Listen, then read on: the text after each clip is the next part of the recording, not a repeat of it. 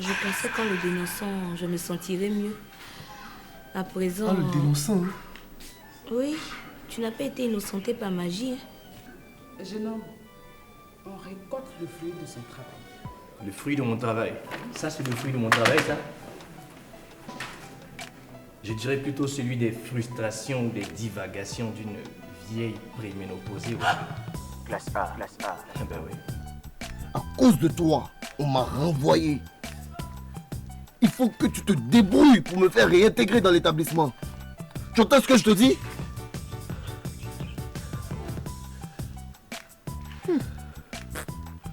Mais il faut préciser que lorsque son ami et frère, M. Alex Salé, est venu le rencontrer au sujet de cette conférence, il n'a pas hésité un seul instant à donner son accord. Parce qu'il faut encore et encore parler du sida tant qu'il n'aura pas complètement disparu de la Terre.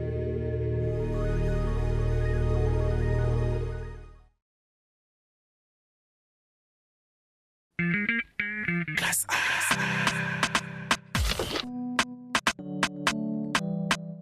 Classe A, classe A. Classe A, classe A.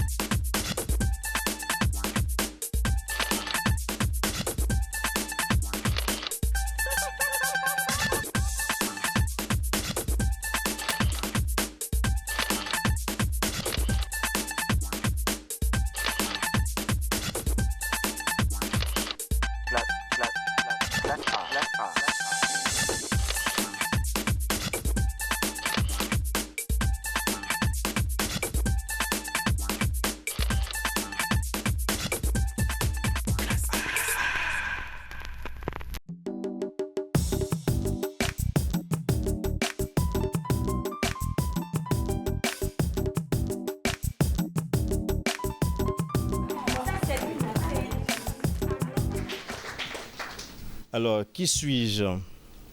Je vais vous dire, je suis, comme j'ai dit, Alex Salé.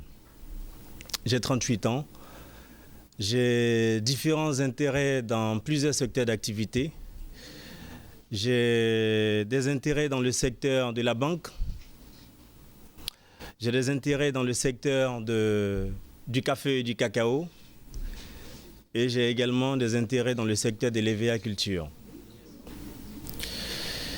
Alors, malgré tous ces patrimoines, on va dire, il y a quand même une confidence que je souhaiterais partager avec vous.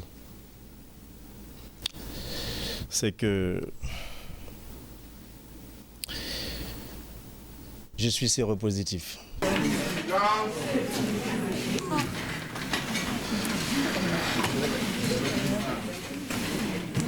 Petit copain, vous saviez? On savait pas. Attends. Donc elle est séropositive, Je comprends maintenant, ma chérie. Pourquoi elle a précipité son voyage comme ça. Déjà, c'était le finiment de son paro. Go d'Abidjan, c'est pas possible. Mais ça fait pitié, ma copine. Ça fait pitié comment? Peut-être c'est elle qui a filé la maladie au gars. Une bonne viande comme ça, elle a gâté ça. Ça, c'est du gâchis, je t'assure. Tu vois comment il est? Un banquier. Oui, Il est là. vous avez bien entendu. Je suis séropositif. Je suis jeune, riche, avec tous les patrimoines que je dispose, c'est bien la réalité. Je menais une vie du garçon jeune, riche et ambitieux qui n'avait aucun souci.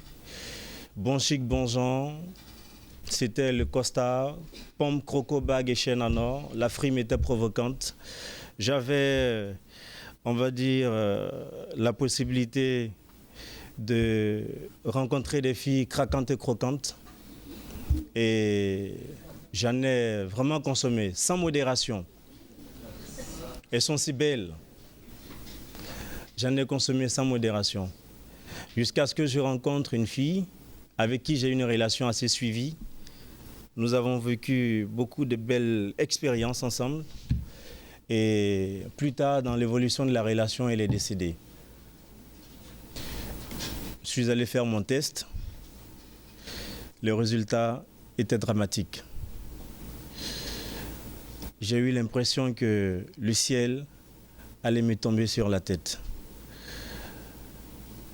Toute ma vie a défilé tout d'un coup sous les yeux et je ne voyais plus d'avenir.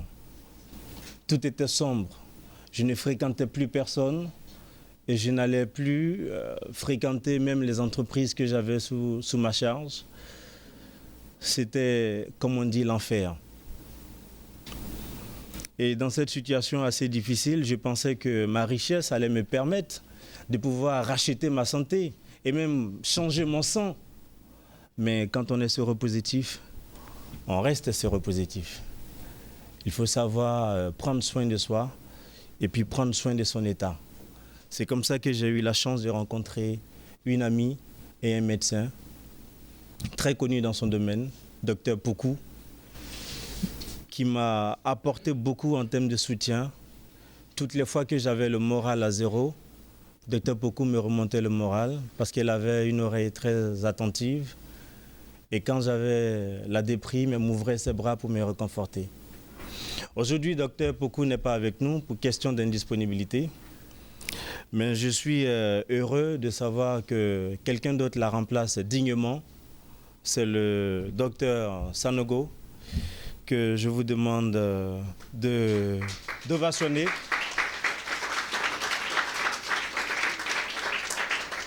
Alors, Dr Sanogo va venir au pupitre parce qu'il a un message à délivrer. Il a une information assez importante à vous donner parce que vous êtes jeune, nous avons été également jeunes et on a l'impression que ça n'arrive qu'aux autres. Comment est-ce que le jeune doit se comporter avec cette maladie? Comment vivre sa jeunesse sainement? Je vous demande d'accueillir Dr Sanogo qui viendra justement nous entretenir sur le sujet. Docteur.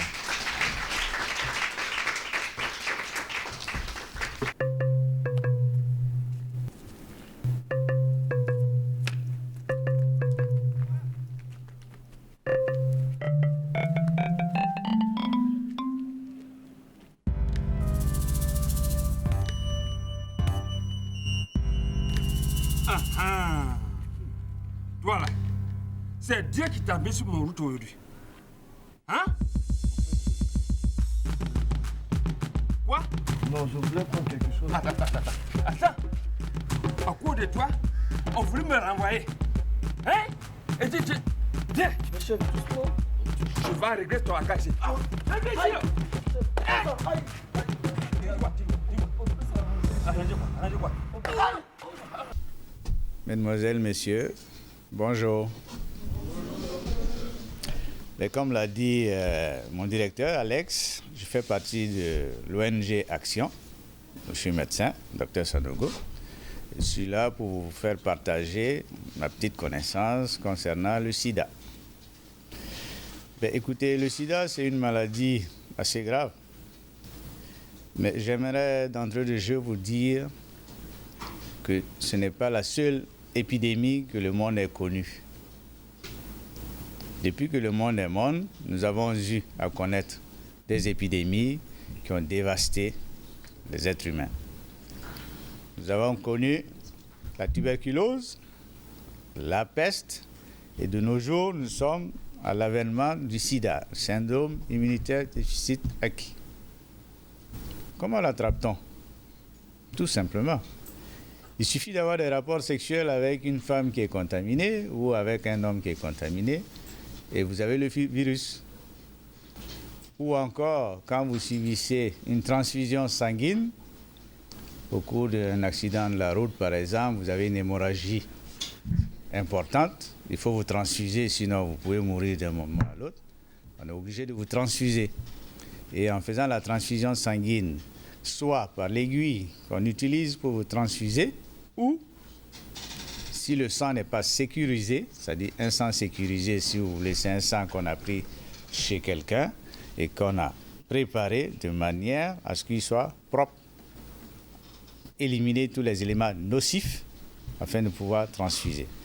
Vous pouvez l'avoir également par des prises de sang. Quand vous allez dans un laboratoire pour des analyses biologiques, évidemment, on vous fait une prise de sang. Si les instruments utilisés sont contaminés, alors on vous introduit le virus du sida. Alors je vous ai dit tout ce que je savais là-dessus et j'attends de vous vos craintes et vos réactions. Oui, vous avez la parole. Merci, docteur. Moi, j'ai une question. Je ne comprends pas comment. C'est vrai que M. Alex Saleh a donné son témoignage, mais je ne crois pas. Je ne crois pas du tout. Un joli garçon comme ça, là? Non, je ne crois pas. Moi, Diane, je ne crois pas. C'est pas fini, docteur. J'ai une deuxième question. Et puis, j'ai appris qu'il y a des gens qui peuvent avoir le sida même en s'embrassant. Oh, ils sont pleins ici, ceux qui partagent, distribuent leur bouche comme ça, on dirait des mouches, là, ça se promène comme ça.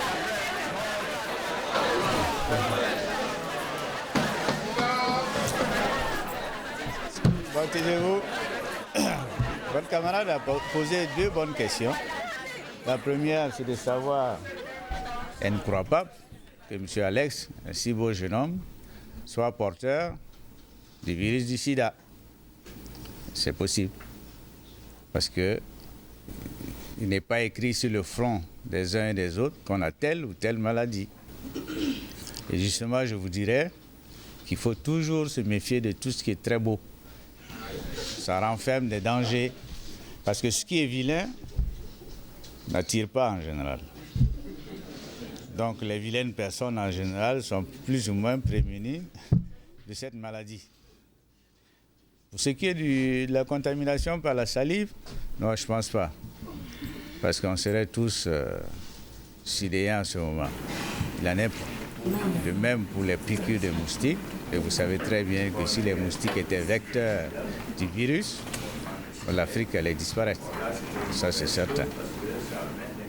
On n'attrape pas le sida également en mangeant avec celui qui est porteur sain, ou bien en changeant de vêtements, ou en étudiant avec le porteur sain. La contamination, je vais eu à vous en parler tout à l'heure. Monsieur, s'il vous plaît. S'il vous plaît, monsieur. Voilà, monsieur, en fait, je voulais savoir, est-ce que les tatouages et puis les tissages, là, ça donne aussi le sida? Merci là-bas.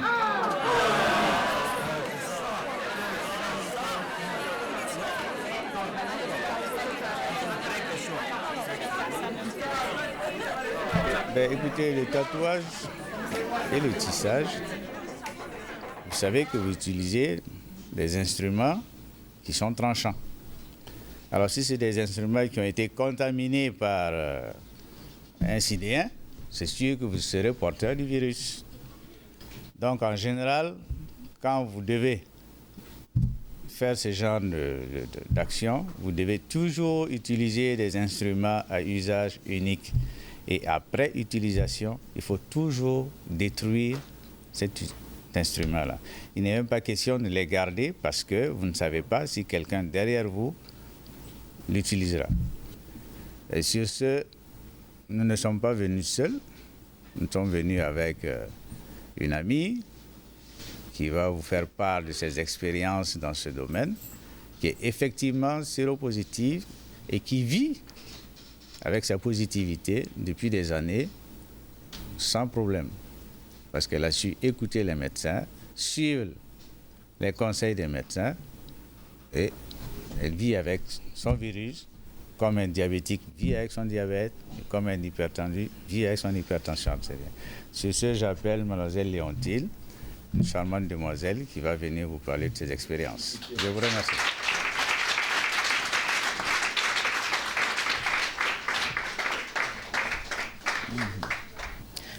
Bonjour, messieurs, dames. C'est vraiment un réel plaisir d'être en face de vous ce matin pour vous parler de mon expérience. C'est vrai, c'est une jeunesse qui est en face de moi. Vous êtes tous bien mignons et vraiment, je voulais vous partager mon expérience. Et il faut dire que ma première fois a été la seule fois de trop où j'ai chopé le virus.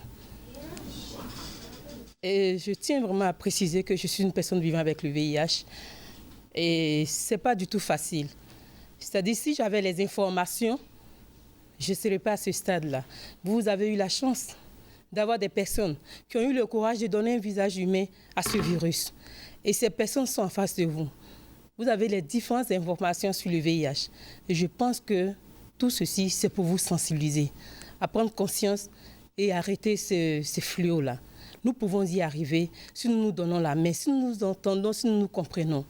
Ce n'est pas du tout facile.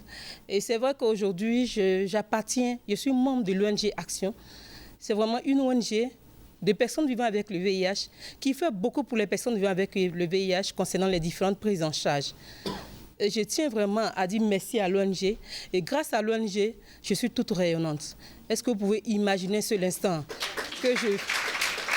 Vous pouvez imaginer un seul instant que je vis avec le VIH? Non. Lorsque vous me voyez toute belle, toute rayonnante, est-ce que vous pouvez penser un seul instant que le virus est en train de se balader dans mon sang? Vraiment, c'est pour vous dire que ce n'est pas écrit sur le visage. Et c'est pour vous dire que toutes les personnes que vous voyez, ne vous précipitez pas. Surtout l'alcool. Il faut le dire ouvertement, lorsqu'on est saoulé, il y a beaucoup de choses qui se passent.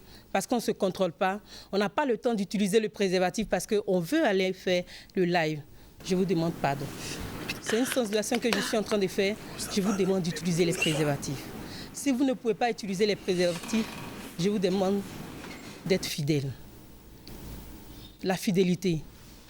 Il y a l'abstinence aussi. En principe, quand on n'utilise pas les préservatifs, c'est qu'on s'abstient. Et lorsqu'on ne peut pas s'abstenir, c'est en ce moment-là que oui, on se dit, bon, on est fidèle, on reste entre nous, sans problème. On ne te dit pas d'être fidèle seulement à ta copine. Ta copine, elle peut avoir un autre gars, un autre gars, ainsi de suite. C'est une chaîne sexuelle. Il faut éviter ça. Lorsqu'on dit on est fidèle, c'est la fidélité réciproque. C'est très important. Je tiens vraiment à vous dire merci.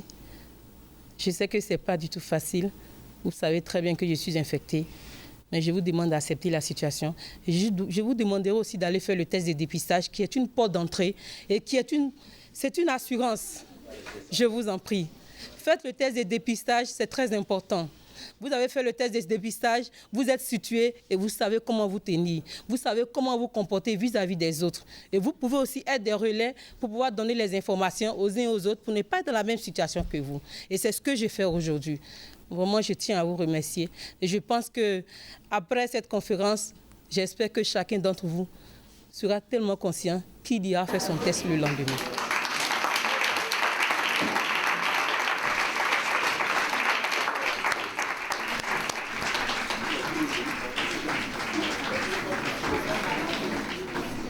Merci à toute l'assistance et merci à Léontine. Et maintenant, si parmi vous, il y en a qui veulent nous faire partager leurs craintes et leurs expériences, on l'invite à venir vers nous. Mais où tu vas? Pita, où tu vas? Pita, passer un papato. Hey, tu as fait répéter.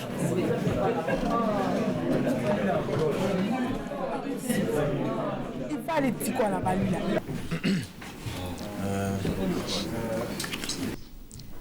Bonjour à tous. Je sais que vous me connaissez déjà. Je suis Pythagore. Avant d'être celui que certains appellent l'idiot, le PD et le drogué, j'ai été drogué.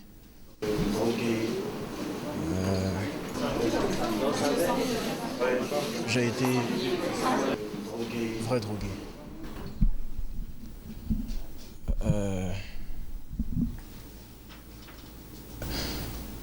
Je ne veux pas sombrer dans un mélodrame en vous racontant ma vie, mais je dirais que mes parents étaient plutôt nantis. J'avais une sœur, une petite sœur. Nous vivions peu avec nos parents et tout le temps dans les soirées, en voyage, par mots ou par veau. Donc on se consolait l'un et l'autre. C'est peut-être pour ça que j'ai voulu essayer des choses différentes, des sensations plus fortes. Je sais pas, mais Je l'ai fait. Et j'y ai entraîné ma sœur.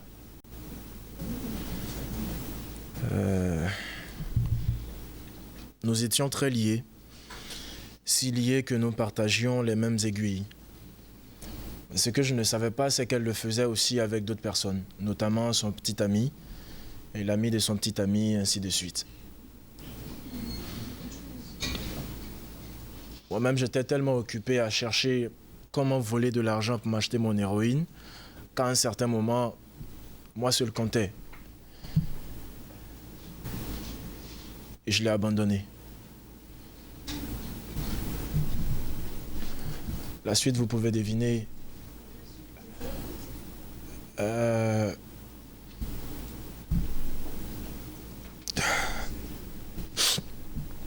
D'abord son copain, ensuite un ami en commun,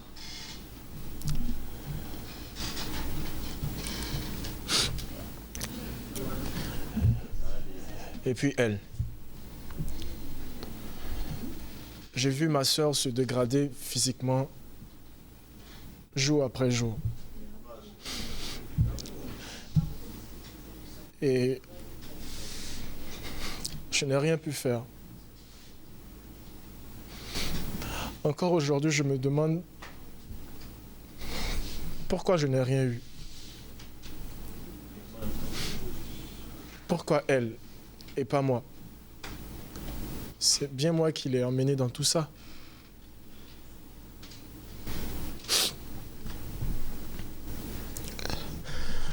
Bref, tout ça pour vous dire que la vie est un don précieux. Il ne faut en aucun cas, vraiment en aucun cas, la gaspiller.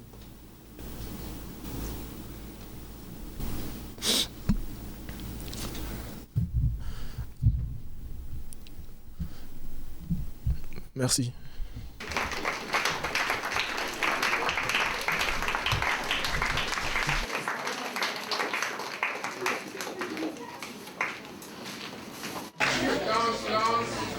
On ne sort pas, ce n'est pas encore terminé. On reste sur place.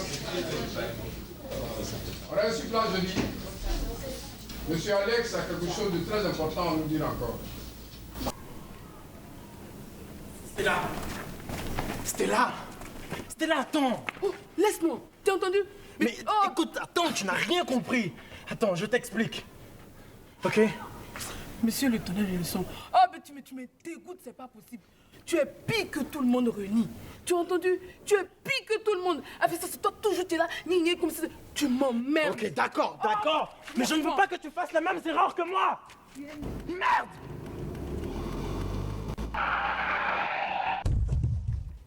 Stella! Stella! Stella, non! Non, pitié, me fais pas ça. Bouge-toi, Stella! Non, pitié! Aide-moi! Stella, s'il te plaît, s'il te plaît! Une histoire qui suit son cours. Dans l'amour, les pleurs, les rires, tous des amis. Une ligne colorée qui sillonne nos émotions, tous dans la classe. Ceci étant, nous vivons ensemble. N'oublions pas nos valeurs scolaires.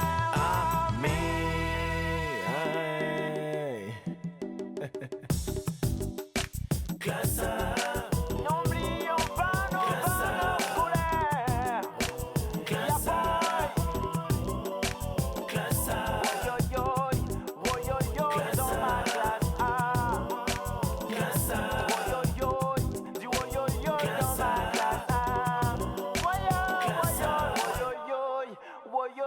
Dans ma classe A. Coupé, c'est dans la boîte.